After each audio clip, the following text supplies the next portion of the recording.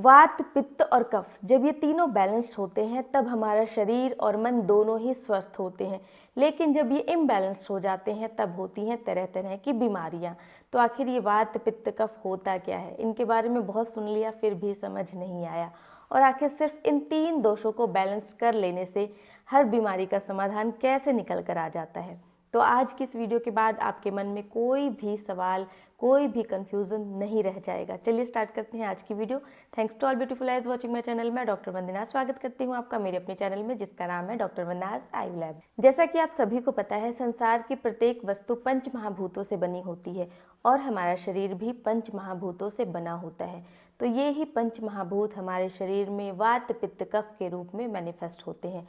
यानी कि हमारे शरीर में जो वात, पित्त, कफ है, ये 5 महाभूतों को ही रिप्रेजेंट करते हैं। इसमें जो वात है वो वायु और आकाश महाभूत से बना है, जो पित्त है वो अग्नि और जल महाभूत से बना हुआ है, और जो कफ है वो पृथ्वी और जल महाभूत से बना है। तो सबसे पहले हम वात दोष की बात करेंगे। जैसा कि अभी मैंने आपको बताया, वात दोष वायु महाभूत और आकाश महाभूत इन दोनों से मिलकर बना होता है। वायु महाभूत इसका मेन एलिमेंट होता है और आकाश महाभूत इसका सेकेंडरी एलिमेंट होता है।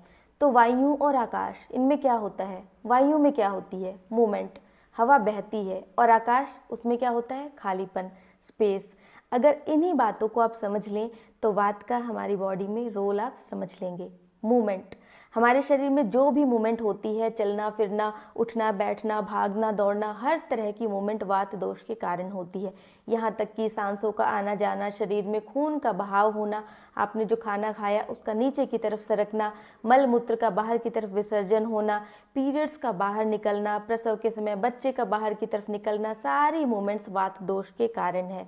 सेंसेशन, आपको किसी ने छुआ, कहीं पे चोट लगी, दर्द हुआ, जलन हुई, तो वो हमारे स्किन से लेकर हमारे मस्तिष्क तक या हमारे किसी भी अंग से लेकर वो सेंसेशन हमारे मस्तिष्क तक कैसे जाती है, वो मूवमेंट भी वात दोष के कारण होती है। सिर्फ शरीर के अंदर और बाहर ही नहीं, हमारे मन के अंदर भी जो मूवमेंट होती है वो वात दोष के कारण होती है। यानी हमारे विचारों की जो गति है वो वात दोष के कारण होती है। आयुर्वेद में वात दोष के कुछ गुण बताए गए हैं, जैसे कि ड्राइनेस, रुक्षता। इसीलिए जब वात दोष की वृद्धि होती है तो हमारे शरीर में ड्राइनेस आने लगती है। अब ये ड्राइनेस हमारी त्वचा में आ सकती है, हमारे बालों में आ सकती है। जब बालों में ड्राइनेस आती है तो बाल कमज़ोर होकर टूटने लगते हैं। एड़ियों में ड्राइनेस होती है तो एड़ियाँ फटने लगती हैं। किसी को आँखों में रूखापन महसूस होता है। आंतों में भी ड्राइनेस आती है। जब आंतों में ड्राइनेस आती है तो उससे कब्ज़ की समस्या आने लगती है। इसी तरीके से जॉइंट्स के अंदर भी ड्राइनेस आ सकती है। जब जॉइंट्स में ड्राइनेस आती है तो जॉइंट्स से कट कट की आवाज़ आने लगती है। वात का दूसरा गुण है लघुता, यानी लाइटनेस। जैसे कि जब हम भोजन करते हैं तो भोजन के पचने के बाद हमें लाइटनेस महसूस होती है, हल्कापन महसूस होता है। वात का तीसरा गुण है शीत, यानी कि कोल्ड। इसीलिए जो वात प्रकृति के लोग होते हैं या फिर जिनके शरीर में वात दोष बढ़ा होता है, उन्हें ठंडी चीज़ें या फिर ठंडा एनवायरनमेंट अच्छा नहीं लगता, सूट नहीं करता। वात का चौथा गुण है खर, यानी कि रफनेस। रफनेस और ड्राइनेस दोनों साथ साथ ही चलते हैं। वात का 5वां गुण है सूक्ष्म, यानी माइन्यूट, और छठा गुण है चल, यानी कि मूवमेंट। जैसा कि मैंने आपको बताया, जो नर्व सेंसेशन होती है वो वात दोष के कारण महसूस होती है। लेकिन जब वात दोष इम्बैलेंस हो जाता है तो ऐसे में हमें सुन्नपन महसूस हो सकता है, झंझनाहट या फिर पेन। तो शरीर में कहीं पर भी अगर दर्द है, सुन्नपन है, झंझनाहट है, वो वात दोष के इम्बैलेंस्ड होने के कारण है। तो अब हम बात करेंगे पित्त दोष की, जिसका प्राइमरी एलिमेंट है अग्नि महाभूत और सेकेंडरी एलिमेंट है जल महाभूत। आप इस तरीके से समझ लीजिए कि जो पित्त दोष है वो एक लिक्विड फायर की तरह है, जैसे कि ज्वालामुखी का लावा। ये ज्वालामुखी का लावा मैं सिर्फ एग्जाम्पल देने के लिए बता रही हूँ ताकि आप इमेजिन कर सकें। तो लिक्विड फायर सुनते ही अब आप अंदाजे लगाने लग गए कि हमारे शरीर में इससे क्या होता है। फायर में क्या होती है? गर्मी। तो हमारी बॉडी का जो टेम्परेचर होता है वो होता है पित्त दोष के कारण। जब टेम्परेचर बढ़ जाता है, जब बुखार आता है, वो होता है पित्त दोष के बढ़ जाने के कारण। इसी तरीके से अगर पित्त दोष कम हो जाए तो फिर हमारा शरीर एकदम ठंडा पड़ने लगता है। तो पित्त दोष क्या करता है? हमारे शरीर में जितने भी केमिकल रिएक्शंस हैं सभी पित्त दोष के कारण होते हैं। अब ये केमिकल रिएक्शन चाहे बॉडी के लेवल पर हो चाहे ये एक सेल के अंदर हो, सभी पित्त दोष के कारण ही होते हैं। यानी कि हमारी बॉडी में होने वाला हर मेटाबॉलिक रिएक्शन, हमारा मेटाबॉलिज्म, फूड का डाइजेशन, फूड से न्यूट्रिएंट्स का अब्जॉर्प्शन, उससे एनर्जी का रिलीज होना, हार्मोन्स का रेगुलेशन, हमारा टेम्परेचर, ये सभी चीज़ें पित्त दोष के कारण होती हैं। आयुर्वेद में पित्त दोष के भी कुछ गुण बताए गए हैं, जैसे कि सस्नेह यानी इसमें स्लाइटली ऑयलीनेस होती है, तीक्ष्ण यानी इसमें पियर्सिंग प्रॉपर्टी होती है यानी डीपली पेनिट्रेट करता है। इसके अलावा पित्त दोष का गुण है उष्ण यानी हॉट। ये गुण तो आप सभी को पता ही होगा। इसी के कारण जब हमारे शरीर में पित्त दोष बढ़ जाता है तो हमें बॉडी हीट महसूस होने लगती है। पित्त के बढ़ने के कारण हमें शरीर में जलन महसूस होती है।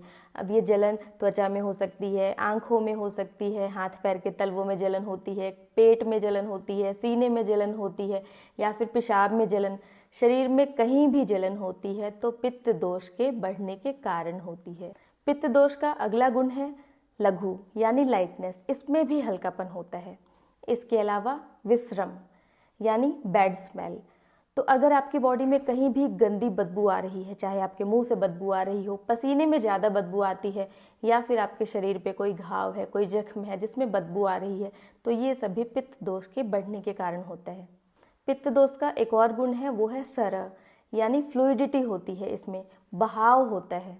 तो पित्त दोष के गुणों के साथ साथ मैंने ज़्यादातर सिम्टम्स तो आपको बता ही दिए। इसके अलावा अगर आपको बॉडी में कहीं भी रेड या येलो दिखाई दे, रेड यानी अगर कहीं भी शरीर में ब्लीडिंग हो रही है, लाल रंग के चकत्ते हो रहे हैं, रेडनेस आ रही है, वो सभी पित्त दोष के बढ़ने के कारण होता है। और अगर येलो यानी अगर पीलिया हो गया है या फिर कहीं पे पीले रंग का पस दिखाई दे रहा है तो ये सब पित्त दोष के कारण होते हैं। तो पित्त दोष के ऊपर मैंने ऑलरेडी डिटेल में वीडियो बनाई हुई है। अगर आपको जानना है कि पित्त दोष के बढ़ने से बॉडी में कौन से सिम्टम्स आते हैं और क्या समाधान किया जाए तो इसके लिए आप ये प्रीवियस वीडियो देख सकते हैं। अब बात करते हैं कफ दोष की। तो कफ दोष का प्राइमरी एलिमेंट है पृथ्वी महाभूत और इसका सेकेंडरी एलिमेंट है जल महाभूत। तो पृथ्वी, इसका कौन सा गुण आपको समझ आया? हैवीनेस, गुरुता, इसमें भार होता है। अच्छा, आपको बचपन में याद है हम मिट्टी में पानी मिलाकर तरह तरह के खिलौने बनाते थे। कुम्हार इससे तरह तरह के बर्तन बनाता है, मटके बनाता है। अगर आप पंच महाभूतों की बात करें तो इसके अंदर सिर्फ पृथ्वी महाभूत ऐसा है जो कि आकार देता है, स्ट्रक्चर देता है, जिसमें स्थिरता है। इसके अलावा पृथ्वी महाभूत और जल महाभूत दोनों ही किस चीज़ का प्रतीक है? नरिशमेंट।